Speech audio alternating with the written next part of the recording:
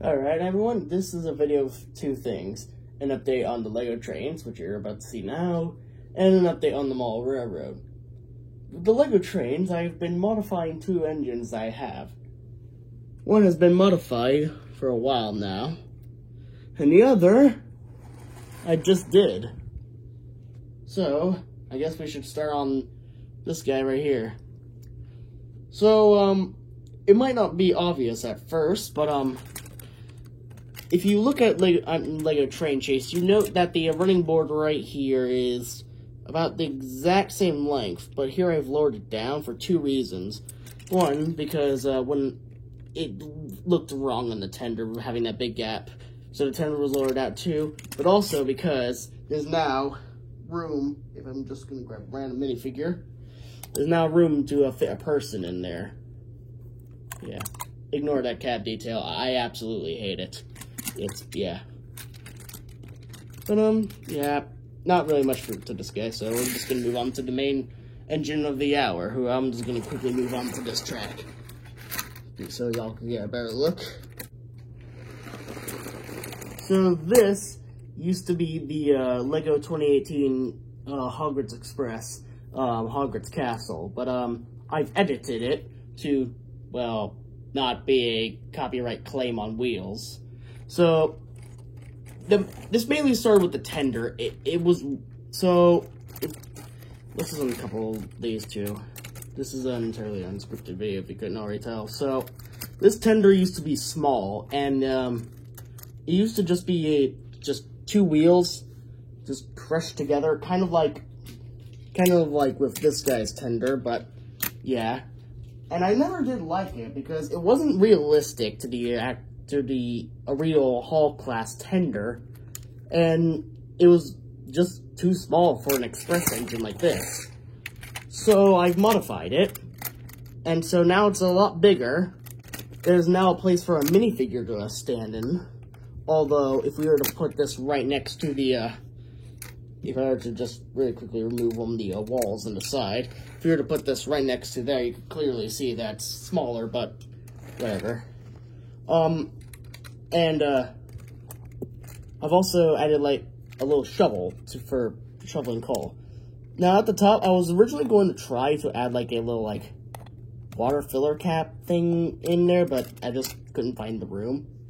Now, this is obviously a little bit wide, but it's still able to negotiate the LEGO curves. It's the exact same, wheel, wheel length as this, which is able to make it around curves, and this can too. So, yeah, that's literally the tender. The locomotive had received not that much modifications, just pieces being either removed or changed out.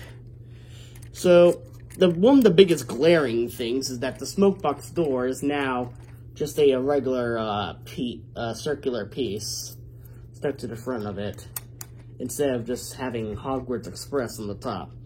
The nameplates got removed from the side, as well as the number. Now, it's not entirely done, because I am planning to, like, put, like, lettering on the side of this, and this.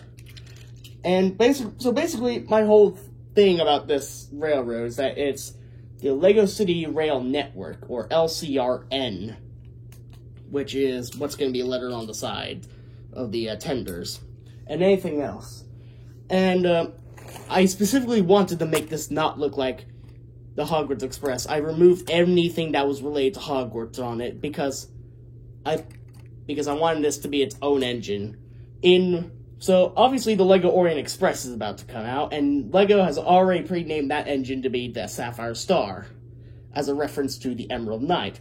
So to keep on to the tradition of naming steam locomotives out of gems, this engine will be known as Ruby Hall, because it's a Hall class steam locomotive, and Ruby is really the only red gem I could think of, really. As for the coaches, the only thing that's been modified is the piece that would normally be a crest has been removed, but yeah, that's basically it for the LEGO stuff. Yeah, I guess we'll now move on to the Mall Railroad. And here's an update on the Model Railroad, which is a bit of a mess right now because I'm still in the process of trying to get new track. So clearly you can see that the old track has been, is still there, but the new track I'm going to be putting is right on top of it. But that's not going to be the case. I'm still in the process of collecting track, but at the moment my budget is not happy with me. I also ignore this constants. It's just something to just roll around with in case I get them up here and get bored, but yeah. The main issue, the main parts I do need are the smaller sections of straight track and these switches, plus extension wires to be able to go underneath the table. As you can see here, that used to be the old switching mechanism, and yeah, it's not the best.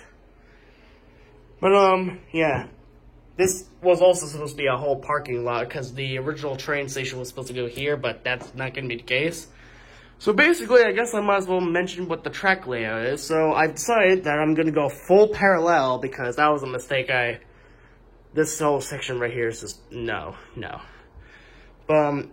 So what's going to happen is that it goes around, and there's going to be a whole switch track right here, and it diverges off of this into a yard right here. But there's also going to be another switch that goes right into a locomotive sheds, because I want a place to store my locomotives in lore. Coming around this way, though, as seen by this switch right here, there's going to be a diverge off into this section right here, and another switch track that basically goes into this yard. Now, depending on how big the station will be, because I'm going to place the station right there now, there might be a few more tracks that come out. I don't know, though. But, yeah. Until I have the budget to do so, this is all that's going to happen for now. But then what will need to happen is we get track, we have a foam board in between here, and we get more of these to connect the switching so that the switches are wired up. And then it'll be good to run trains, and then scenery and stuff will have to come next. Yeah, that's pretty much it. Yeah.